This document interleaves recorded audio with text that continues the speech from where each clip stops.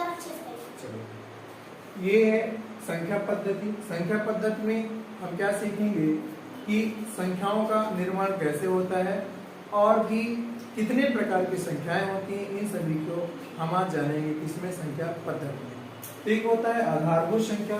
अभी आधारभूत संख्या क्या है?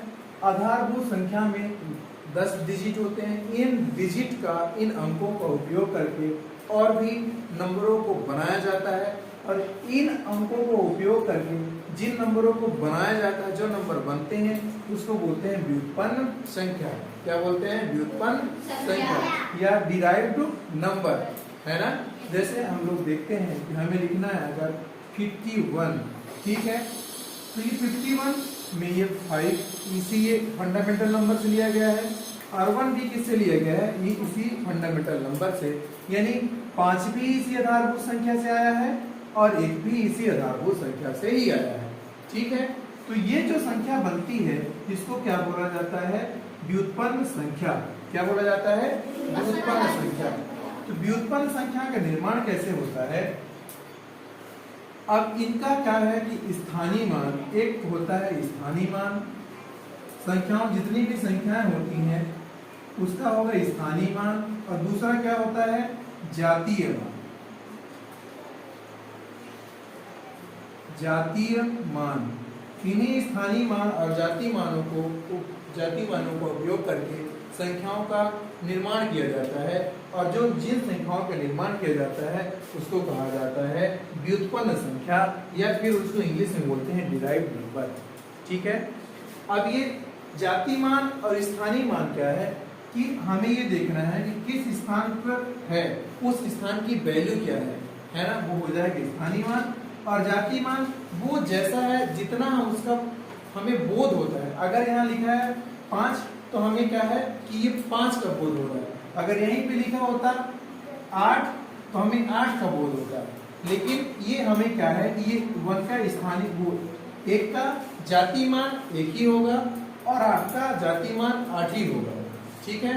वो चाहे कहीं भी हो, चाहे जितनी बड़ी संख्या हो, जैसे वो दिख रहे हैं, अगर वैसे ही हमको आभास हो जाए, हम उसका मान जान जाए, तो हम जान जाएंगे वो जातीय मान है। जैसे 1 का जातीय मान 1 होगा, 2 का जातीय मान 2 होगा, 3 का जातीय मान 3 होगा, 4 का जातीय मान 4 होगा, 5 का जातीय मान 5 होगा, 6 का जातीय मान 6 होगा, 7 का जातीय मान 7 होगा, 8 का जातीय मान 8 होगा, 9 का जातीय मान 9 होगा, ठीक है।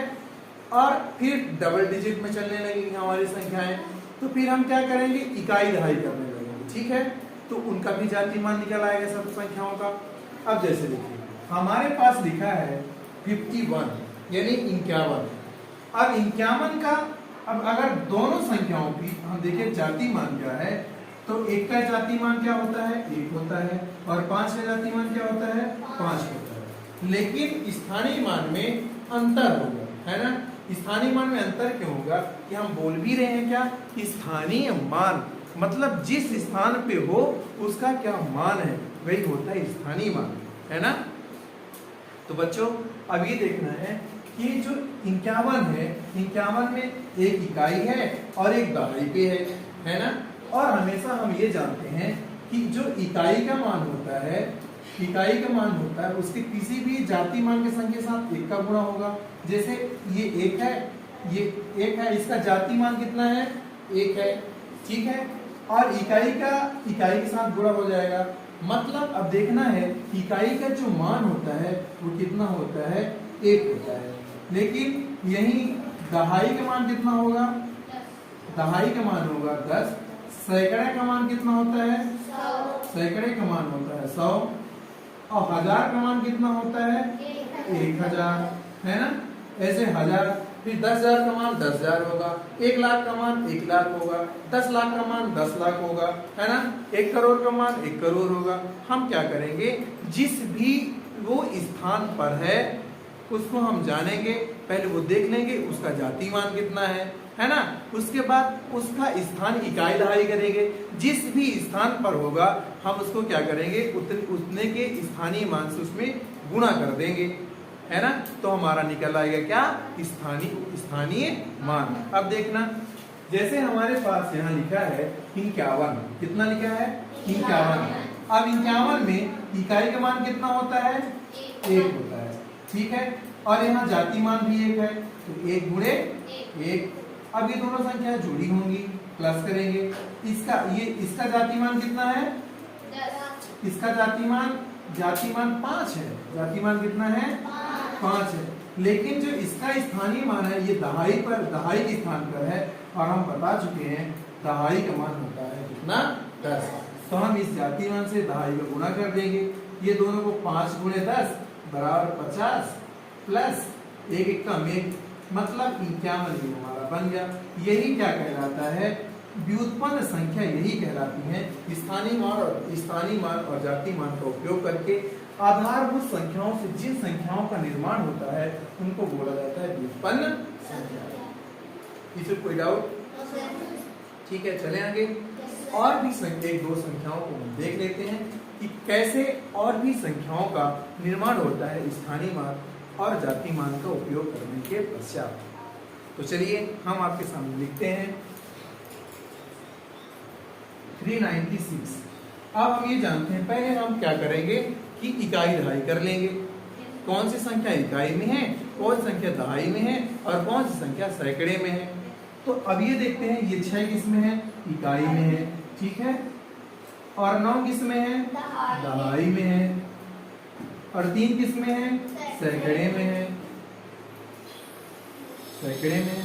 तो अब हम ये तो पता हो गया, और सबके हमने जाति मान भी देख लिया कि 6 की जाति मान 6, 9 की जाति मान 9 और 3 की जाति मान 3। अब क्या करेंगे, सभी संख्याओं को हम उनके जो इकाई दहाई मैंने किया है उनके साथ क्या करेंगे, मल्टीप्लाई कर देंगे, गुणा कर देंगे। तो हमें क्या निकल आएगा, सबका स्थानीय मान निकल आएगा, है ना।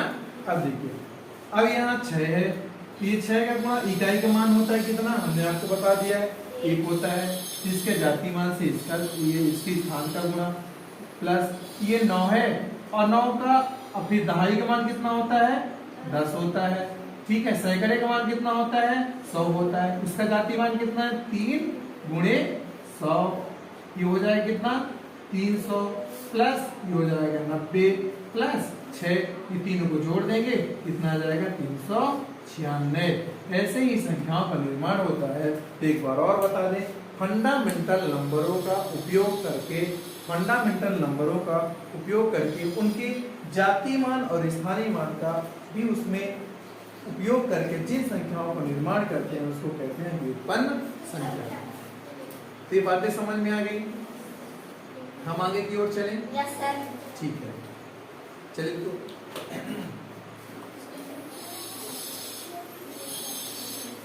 अब इन संख्याओं का एक दो और क्वेश्चन देख लीजिए। आपको जाति मान हमेशा वही संख्या रहेगी जैसी संख्या, जैसे जिसका जितना हम आभास कर रहे हैं, जिसका जितना मान है उसका क्या है, जितना जिसका मान है उसका क्या होता है, वो जैसे वो दिख रही है। अगर चाहे कितने के बीच में, चाहे कितनी लंबी नंबर क्यों न लिखी हो, अगर उसमें कहीं भी 8 दिखेगा आपको, तो उसका आभास आपको, उसका जो मान निकलेगा, आप जो सोचते हैं, जो जानते हैं, उसका 8 ही होगा, है ना।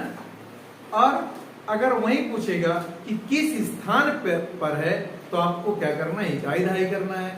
और हम जानते हैं इकाई का मान 1 होता है, तो और दहाई का मान 10 होता है, सैकड़े का मान 100 होता है, 1000 का मान 1000 होता है, 10,000 का मान 10,000 होता है। जिस स्थान पर होगा तो संख्या के और इकाई दहाई करने के बाद जितना भी आएगा उसके साथ क्या करना है, गुणा कर देना है। तो आपको निकल आएगा क्या, उसका स्थानीय मान। तो अब एक बार थोड़ा सा देख लेते हैं स्थानीय मान और जातीय मान। तो स्थानीय मान क्या होता है, कोई भी संख्या जिस स्थान पर है उसका जो मान है वो निकालना है। और जातीय मान वो जैसे दिखती है उसका वही मान होता है ना। तो अब देखते हैं थोड़ा सा स्थानीय मान और जातीय मान।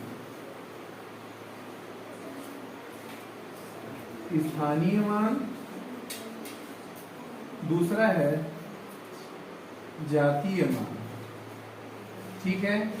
अब स्थानीय मान का मतलब है लोकल वैल्यू, सॉरी स्थानीय मान का मीन्स होता है प्लेस वैल्यू और इसका मान क्या है लोकल वैल्यू। अब देखो हम आपको समझाते हैं। जातीय मान का मतलब है जैसे किसी भी हम व्यक्ति को पहचानते हैं, है ना, तो अगर हम देखते ही समझ गए कि नहीं ये रोहित है, ये मोहित है, ये अंश है, ये कार्तिक है, तो हम जैसे उसके रूप को देखे और हमें ये चीज आभास हो गया, वो क्या है उसका जातीय मान। क्या है जातीय मान। चाहे 1000 की भीड़ ही क्यों ना हो, हम जैसे देखते हैं ना किसी को तो हम जान जाते हैं ना कि हाँ वो वही है ना। अगर आपको दिखा कि वो सीता जा रही है तो हम कभी सीता को एक बार देख लिए, जैसे हम अंकों को पहले देख लिए हैं, है ना, फर्स्ट क्लास यूकेजी से आप लोग देख रहे हैं, तो जहां आपको दिखा ऐसा लिखा तो आपके मन में ये आभास हो जाता है कि ये 2 है और ये 3 है, ये 4 है ना। तो ये कितने की भीड़ में क्यों न रहेगी, अगर हम आपको ये पूछ लेंगे कि आपको जितने भी 3 हैं आपको गोले लगाने हैं, है ना, चाहे कहीं कितनी भी बड़ी संख्या ना हो, चाहे कितनी भी बड़ी संख्या ना हो, अगर आपको मैं कह दूंगा कि 3 में आपको गोला लगाना है, जितने भी आप 3 हैं, तो आप इतनी भीड़ में भी आपने 3 को पहचान लिया। ये क्या है जातीय मान, है ना, क्या है जातीय मान। तो ये क्या है लोकल वैल्यू जातीय मान। तो आपको जैसे आपके दोस्त कहीं भी रहते हो, है ना, वो आपको पहचान जाते हैं, नहीं वो तो रोहित है, दूसरा बोलेगा नहीं है, नहीं वो तो वही है, ऐसे मोट रहा हुआ, है ना। तो ये क्या है, जैसे संख्याएं हमें दिखती हैं, जिस प्रकार दिखती हैं, उसका वही मान क्या कहलाता है जातीय मान। जैसे 1 का जातीय मान क्या होगा, 1 होगा, 2 का 2 होगा, 3 का 3 होगा, 4 का 4 होगा, 5 का 5, 6 का 6, 7 का 7 होगा, 8 का 8 होगा और 9 का 9 होगा। बाकी यही संख्याओं ये नंबर मिलकर और भी संख्याओं का निर्माण करती हैं, तो क्या हो जाएगी, वो डिराइव्ड नंबर हो जाएंगी, व्युत्पन्न संख्या हो जाएगी। यही डिजिट तो रहते हैं सभी अंकों में, है ना। अब देखना है स्थानीय मान। अगर हम आपको कहें कि अगर हम बोले होते ज्ञानचंद तुम आओ, तो ज्ञानचंद आ गया होता, वो ना देखता किस नंबर पे, इससे कोई मतलब नहीं है। हमने क्या है, वो उसका जातीय मान है, किसी का भी नाम उसका जातीय मान होता है ना। जैसे हम अगर बोल देंगे अंबालिका आओ, तो अंबालिका आ जाएंगे, है ना। अगर हम ये बोले कि जो इस फर्स्ट रो में जो अंतिम से तीसरा नंबर है, तो वो देखना, मैं बोलता हूँ पहली लाइन में जो वो लास्ट से तीसरे नंबर में आज खड़े हो,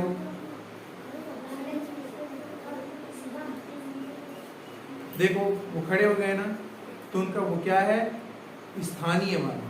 क्या है स्थानीय मान, है ना। अगर हम बोले कि पहली लाइन में दूसरा स्टूडेंट खड़े हो जाए दूसरे नंबर पे, देख लो ये इनका क्या है स्थानीय मान। बैठ जाओ। अगर हम यही बोलते, अगर किसी का नाम लेके बोलते अंश खड़े हो जाओ, तो अंश खड़ा हो जाता, वो ये ना देखता कि किस लाइन पे है और किस नंबर पे है ना। तो आप लोगों ने समझा स्थानीय मान और जातीय मान क्या है। अगर उसका वही नाम लेके हम पुकारें तो क्या कहलाता है जातीय मान है। अगर हम ये बोले सीरियल देके बुलाएं कि पहले नंबर वाले, दूसरे नंबर वाले, तीसरे नंबर वाले, चौथे नंबर वाले, तो ये क्या कहलाएगा स्थानीय मान कहलाएगा। ठीक है ना। अब देखना, अगर हमारे पास ये लिखा है,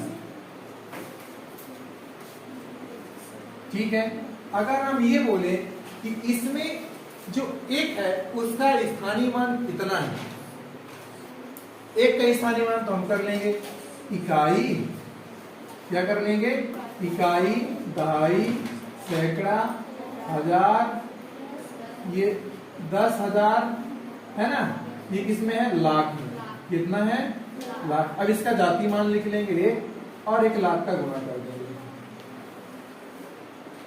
ठीक है, ढाई, ढाई, सैकड़ा, हजार, 10,000, लाख, ये किसी इसका स्थान क्या है 1 लाख।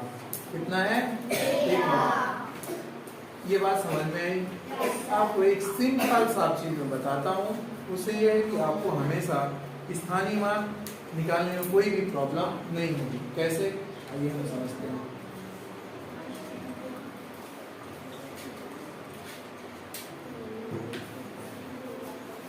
अब क्या करना है हमें, कोई भी आपके साथ आपको वैल्यू दिख रही हो और उनके सभी नंबरों का आपको प्लेस वैल्यू निकालना है, तो आप क्या करोगे, एक सिंपल सा फार्मूला है, बातें नहीं, चुप हो जाओ।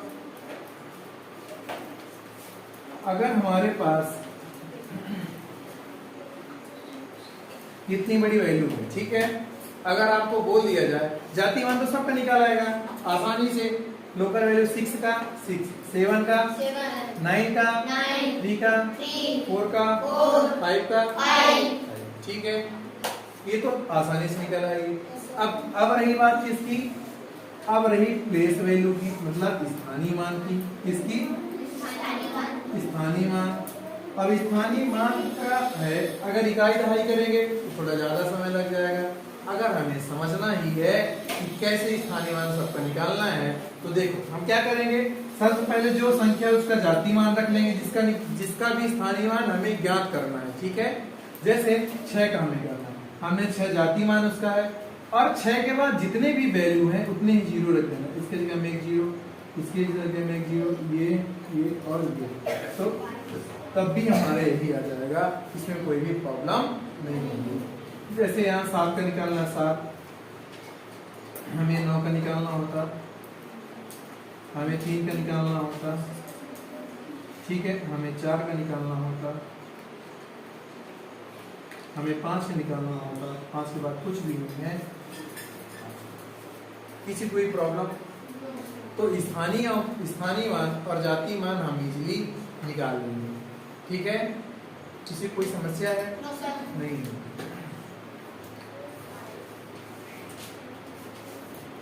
इसको इरेज कर देना। अब हम समझेंगे संख्याओं के प्रकार, कितनी प्रकार की संख्याएं होती हैं, और उन संख्याओं के बारे में हम समझेंगे। बातें नहीं करो, संख्याओं के प्रकार। अब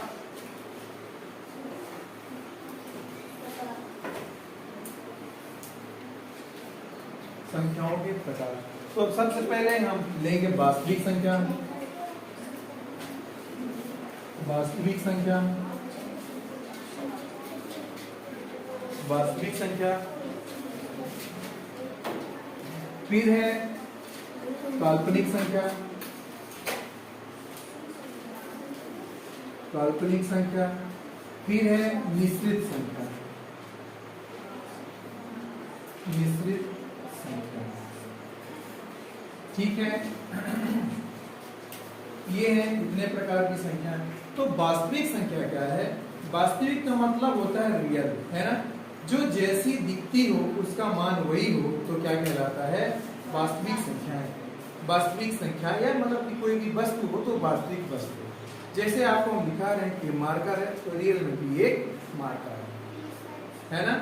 अगर मान लो कि ऐसी संख्या लिखी तो हो लेकिन उसका वो एक्चुअल वैल्यू ना हो, तो वो क्या कहलाती है, काल्पनिक संख्या।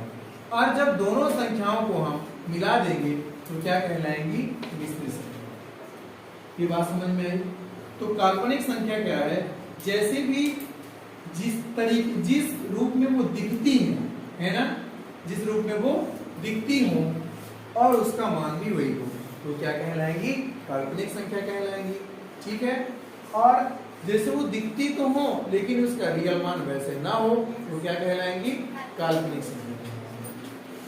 या फिर एक डेफिनेशन हम रखते हैं संख्या रेखा के लिए। संख्या रेखा में क्या, जिस किसी भी संख्या को हम संख्या रेखा पे लिख पाए या प्रदर्शित करें या शो करें, है ना।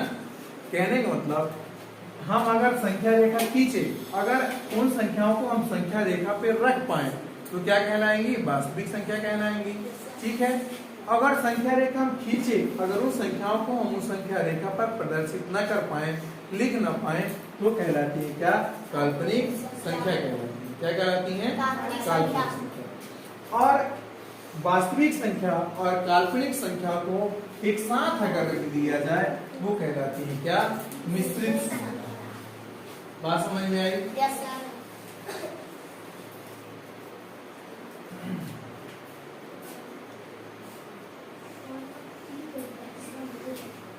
इमेजिनरी नंबर, एक है कॉम्प्लेक्स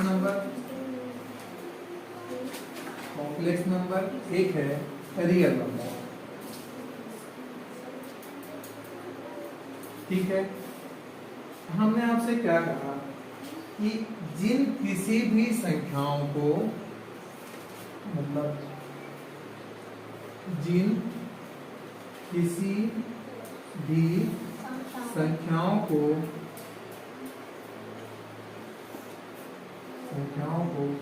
संख्या रेखा पर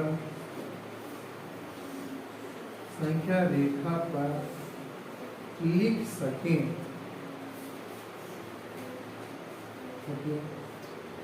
वे संख्याएं वास्तविक संख्या कहलाती है।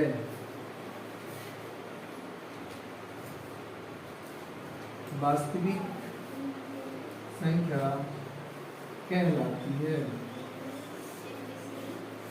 ठीक है, जिस किसी भी संख्या को हम संख्या रेखा पर लिख पाए वो क्या कहलाती है? वास्तविक संख्या। ठीक है, मतलब रियल नंबर। बात समझ में आई? जैसे हम कोई भी संख्या रेखा ड्रॉ करते हैं या कोई संख्या रेखा हम खींचते हैं और उस संख्या में अगर लिख लेते हैं उस संख्याओं को तो क्या कहलाती है? वास्तविक संख्या। ठीक है, ये अब एक बात याद रखना है, जीरो के अगर बाएं तरफ की साइड, जीरो के दाएं साइड आपको हमेशा क्या रखना है? आप इसमें क्या है? पॉजिटिव संख्या आएंगी, मतलब सकारात्मक संख्या आएंगी। कौन सी आएंगी? सकारात्मक संख्या। और इसके बाएं साइड आएगी कौन सी? नकारात्मक संख्या, यानी माइनस वाली संख्या, है ना? तो किसी भी संख्या रेखा के दाएं यानी राइट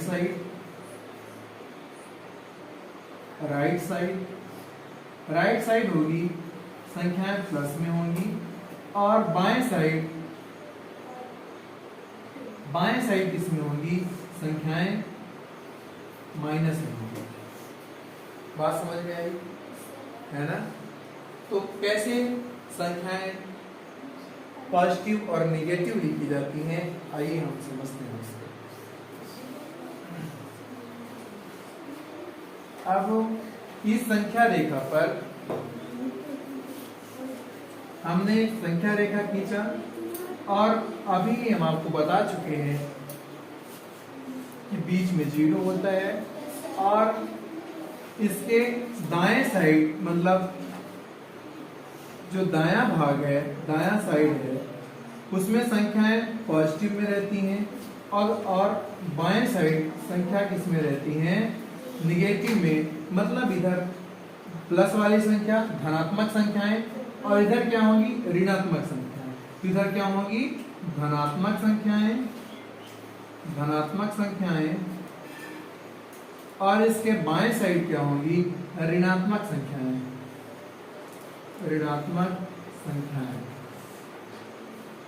तो अगर इस संख्या रेखा में हम संख्याओं को लिख सकते हैं वो कहलाती क्या? Real number. क्या कहलाती है? रियल नंबर या वास्तविक संख्याएं। तो हम आपको बता चुके हैं कि इसके दाएं साइड होगी कौन सी? आपके धनात्मक संख्या। तो धनात्मक संख्या कहाँ से चालू होती है? 1 2 3 4 5 6 और ये कहाँ तक जाएगी? आपके अनंत तक, है ना? अनंत तक, चूंकि काउंटिंग का कोई भी या गणना का या गिनती का कोई भी अंत नहीं होता। जितना भी हम लिखते हैं, जितना भी हम चीजें लिखते हैं वो क्या होती हैं?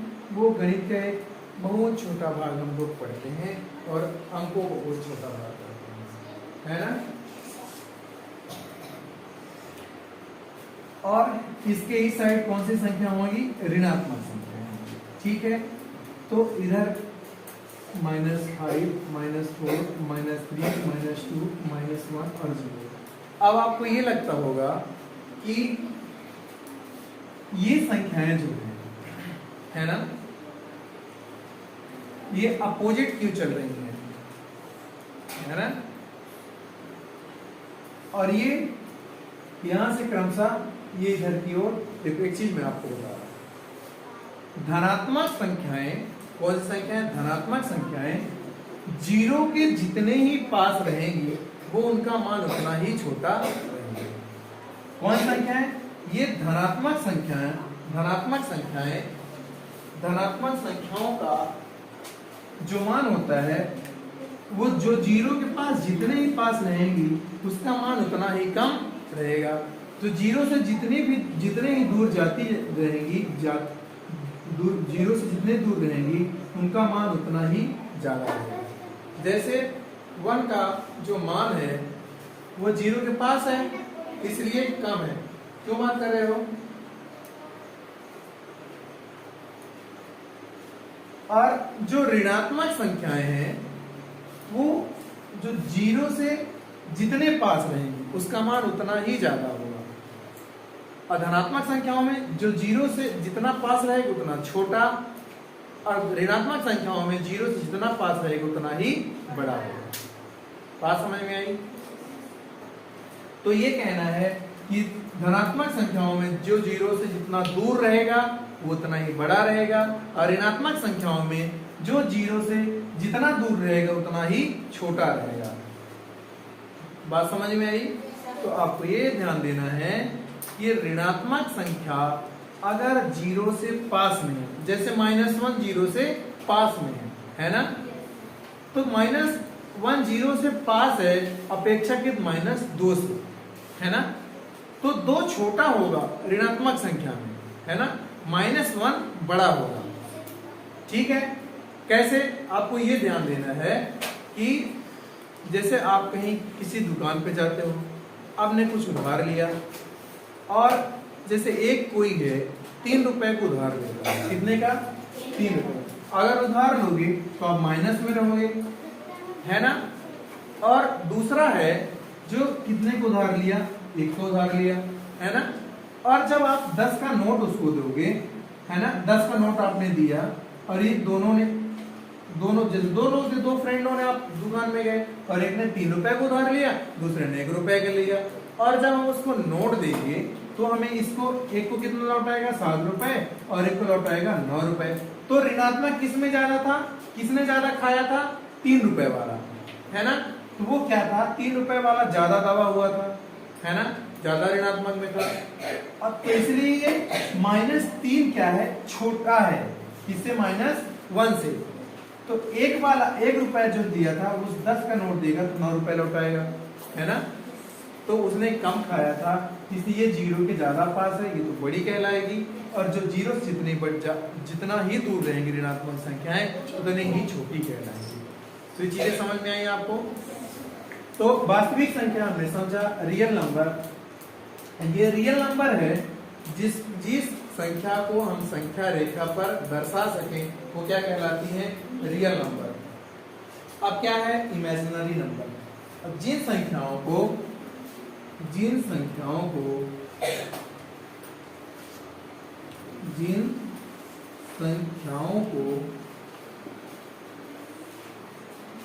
हम संख्या रेखा पर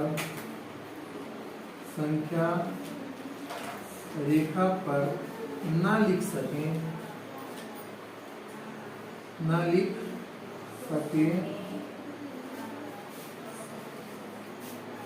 वह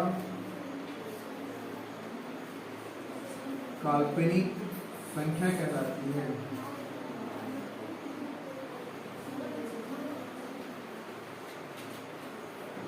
ठीक है?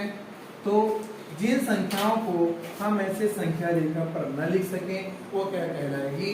काल्पनिक संख्या कहलाती है। ठीक है? वो तो संख्या दिखती है लेकिन एक्चुअल में उसका मान ऐसा नहीं होता है, उसको क्या बोलते हैं? काल्पनिक संख्या बोलते हैं। ठीक है? जैसे अंडर रूट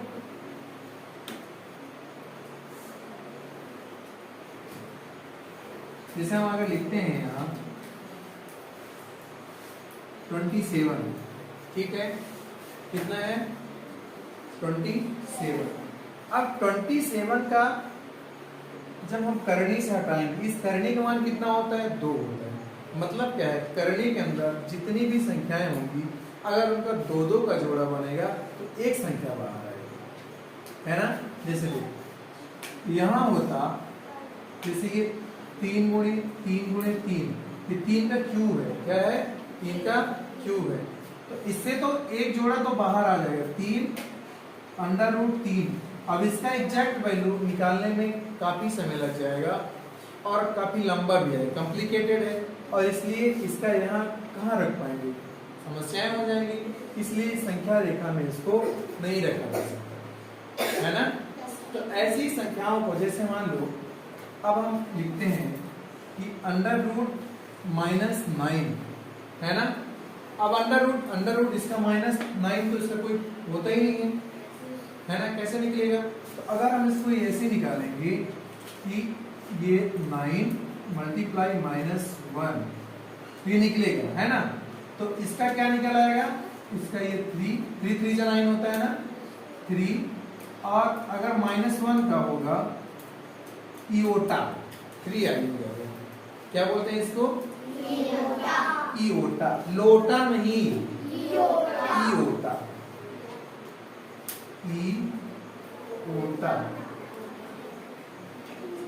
इयोटा। ऐसी संख्याएं जैसे √7 तो इसका आ जाएगा 7i, है ना। 4 7i 5i। ऐसी संख्याएं क्या कहलाती हैं? काल्पनिक संख्या कहलाती हैं, जिसको हम संख्या रेखा पर नहीं लिख सकते, ठीक है ना। इसके बाद आती है मिश्रित संख्या, कॉम्प्लेक्स संख्या, जिसमें क्या हो, रियल नंबर भी हो, और क्या हो, इमेजिनरी नंबर भी हो, ठीक है।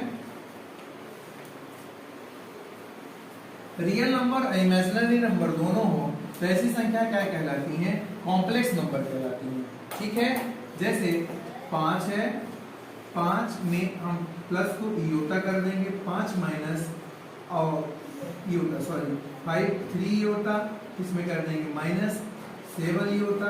ये सब क्या कहलाएंगे? इसमें तो ये काल्पनिक, ये रियल नंबर है और ये 7 क्या है? काल्पनिक नंबर है। तो ये दोनों संख्याओं को मिलने पर क्या बनती है? निश्चित संख्या बनती है। जैसे 4 + 7i, 8 + 9i, है ना, सॉरी 3i। ये सभी संख्याएं क्या कहलाएंगी? Complex number कहलाएंगी। बात समझ में आई? ठीक है, तो आगे चलें।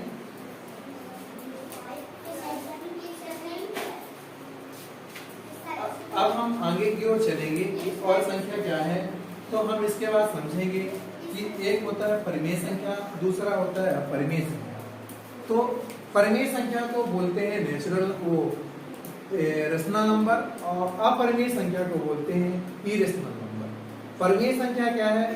परिमेय संख्या ऐसी संख्याओं को कहा जाता है जिसे p/q के रूप में लिखा जा सके, और अपरिमेय संख्या ऐसी संख्याओं को कहा जाता है जिसको p/q के रूप में न लिखा जा सके, है ना। लेकिन परिमेय संख्या में जो q है वो कभी 0 के बराबर नहीं होगा, है ना। क्योंकि अगर 0 है, जैसे किसी भी संख्या के नीचे 0 लिख देते हैं, अगर 5 को 0 से डिवाइड करेंगे तो कितना हो जाएगा? 0 हो जाएगा, है ना। तो कभी भी q का मीन्स क्या है? अंश इसमें होता है एक अंश, और दूसरा होता है क्या? हर, ठीक है। अंश हर कभी 0 नहीं होगा। अगर हर 0 होगा तो वो सभी संख्याओं को 0 कर देगा।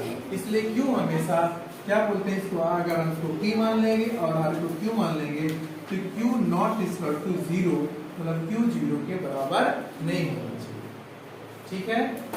तो चलिए हम लोग समझते हैं रेशनल नंबर और इरेशनल नंबर, ठीक है। नंबर के प्रकार की कड़ी में आगे का जो नंबर है वो है परिमेय संख्या और दूसरा है अपरिमेय संख्या। तो परिमेय संख्या क्या है और अपरिमेय संख्या क्या है? तो एक होता है परिमेय संख्या और दूसरा है क्या? रेशनल नंबर, और दूसरा है क्या? अपरिमेय संख्या। अपरिमेय संख्या रेशनल नंबर और दूसरा है इरेशनल नंबर। इरेशनल नंबर, ठीक है। परिमेय संख्या और अपरिमेय संख्या क्या है, आइए हम लोग समझते हैं।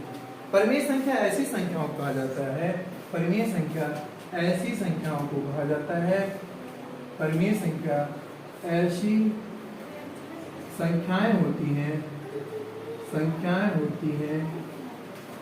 जिनको P/Q के रूप में लिखा जा सके, उन्हें क्या कहा जाता है, परिमेय संख्या कहा जाता है। लेकिन Q कभी 0 के बराबर नहीं होना चाहिए, तब क्या कहलाएगी, परिमेय संख्या कहलाएगी, ठीक है। कभी भी Q 0 के बराबर नहीं होना चाहिए, नहीं तो वो परिमेय संख्या नहीं कहलाएगी। परिमेय संख्या ऐसी संख्या होती है जिनको P/Q के रूप में लिखा जा सके, लेकिन Q कभी 0 के मतलब 0 के बराबर नहीं होना चाहिए, है ना। नहीं, अगर 0 के बराबर Q होगा तो अगर किसी भी संख्या को हम 0 से डिवाइड करते हैं वो तो क्या हो जाएगा, 0 हो जाएगा, है ना। क्योंकि देखो, अगर किसी को हम विभाजित करें तो 0 कोई विभाजित है क्या, 0 पार्ट किसी को देते हैं। अगर एक रोटी भी अगर 2 टुकड़े में, एक टुकड़े में 2, अगर पूरा है तो एक कंप्लीट है। अगर 2 लोगों को देना है तो 1/2 आधी हो जाएगी। अगर बोले किसी को 0 पार्ट दे दो, 0 कोई पार्ट है क्या, कोई भाग है, नहीं है ना। तो 0 को इसीलिए Q में कभी Q = 0 नहीं होता, मतलब Q कभी 0 नहीं होगा। तो बात समझ में आई है, क्यों 0 नहीं होता, है ना। तो आइए हम समझते हैं, और इसके जो उदाहरण है, एग्जाम्पल है, ये 4/5, 6/7, 8/9, है ना। ये √25 हो जाएगा परिमेय संख्या, है ना, क्योंकि ये 5 आएगा इससे। √36 -3/4 -1/2, ये सभी क्या है, परिमेय संख्या। क्या है, परिमेय संख्या। तो परिमेय संख्या समझ में आई आपको। ऐसी संख्याएं जिसको P/Q के रूप में लिखा जाए। अब P क्या है, P कहलाता है अंश। P क्या कहलाता है, अंश। और जो नीचे होता है उसको क्या कहते हैं, हर कहते हैं, है ना। जिसको अंश और हर के रूप में लिखा जाए, लेकिन हर कभी 0 नहीं होना चाहिए, कभी 0 के बराबर नहीं होना चाहिए, है ना, कभी 0 के बराबर नहीं होना चाहिए। बात समझ में आई। P है क्या, अपरिमेय संख्या, ऐसी संख्याएं जिसको P/Q के रूप में हम न लिख सके, मतलब क्या है, जिसको अंश और हर के रूप में हम न लिख सके, वो क्या कहलाता है, अपरिमेय संख्या। क्या कहलाती हैं वो, अपरिमेय संख्या, ठीक है। ऐसी संख्याएं, कैसी संख्याएं,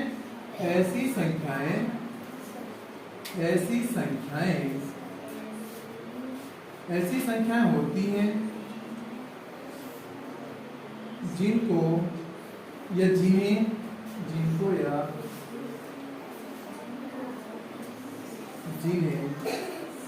P/Q मतलब अंश बटे हर के रूप में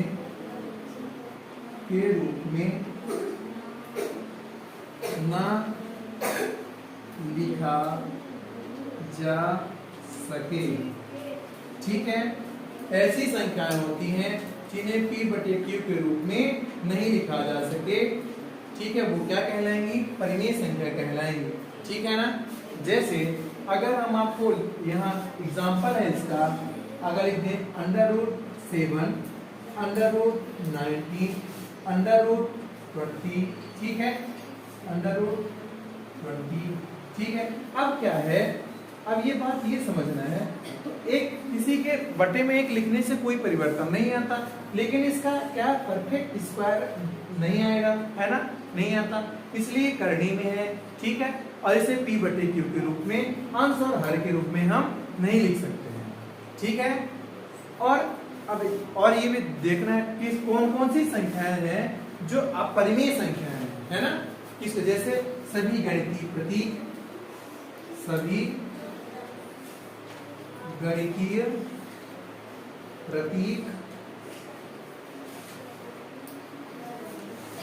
जैसे एक होता है पाई, है ना, ये पाई भी क्या है, अपरिमेय संख्या, लेकिन पाई के बारे में थोड़ा सा अभी और बताएंगे, फिर नेक्स्ट टाइम बता देंगे, अभी बता देंगे, अभी बता देंगे। देखो पाई का मान होता है कितना, 22/7, ये पाई का मान है।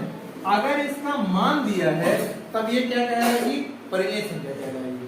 अगर इसका मान दिया है तो 22/7, तो ये क्या कहलाएगी, परिमेय संख्या। अगर ये कहीं प्रतीक के रूप में या किसी चिन्ह के प्रतीक के रूप में अगर उपयोग में लाया गया है, तो अगर लिखा है तो वो क्या कहलाएगी, अपरिमेय संख्या कहलाएगी। बात समझ रहे हो ना, बात समझ गए, तो ये क्या है, अपरिमेय संख्या, और वो क्या है, ये है अपरिमेय, वो है परिमेय संख्या। तो ऐसी संख्या जिसको हम p बटे q के रूप में लिख सकें वो क्या है, परिमेय संख्या। जिसको p बटे q के रूप में न लिख सकें वो है क्या, अपरिमेय संख्या। तो बात समझ में आई, परिमेय और परिमेय संख्या समझ गए ना। जिसको अंश p क्या है, अंश है, और q क्या है, हर है। p क्या है, अंश है, और हर क्या है, q। ठीक है, उन्हें p बटे q के रूप में जिसको लिख सके उसको परिमेय संख्या, और जिनको न लिख सके वो क्या है, अपरिमेय संख्या। तो परिमेय और अपरिमेय दोनों संख्याओं को आपने समझा, तो चलते हैं आगे। ये क्या है, अब पूर्णांक संख्याएं, पूर्णांक संख्या क्या है, पूर्णांक संख्याएं ऐसी संख्याओं को कहा जाता है जिसमें धनात्मक, ऋणात्मक और शून्य हो, वो क्या कहलाती हैं, पूर्णांक संख्याएं। जिसमें धनात्मक, ऋणात्मक और धनात्मक, ऋणात्मक और शून्य शामिल हो, ऐसी संख्याओं को पूर्णांक संख्या कहा जाता है। जिस देखो इसे पूर्णांक मतलब होता है कंप्लीट नंबर, क्या, कंप्लीट नंबर। ऐसी संख्याओं को जैसे देखो इसमें माइनस वाला भी है, जीरो भी है, और क्या है, प्लस वाला भी है।